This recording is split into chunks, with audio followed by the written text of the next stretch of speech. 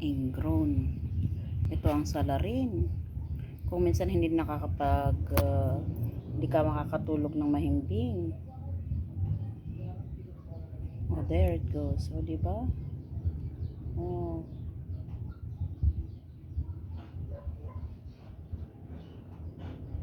Yan, oh. May natira pang dumi sa loob. Yun. Ingrown. Oh, ang grabe, oh. Ingrown pa. Ingrown pa, oh. Yan lagi ang dumudugo, ate. Sana hindi mo pa dugo. Ayun, okay siya. Oh, natanggal na. Walang ano. Depende nga talaga tiag din linis.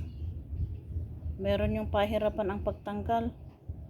May ihi ka pa kung tinatanggal kung minsan eh.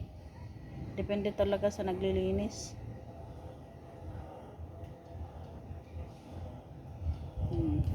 Wala, hindi ko na feel man lang yung pain. O, diba? Ganyan.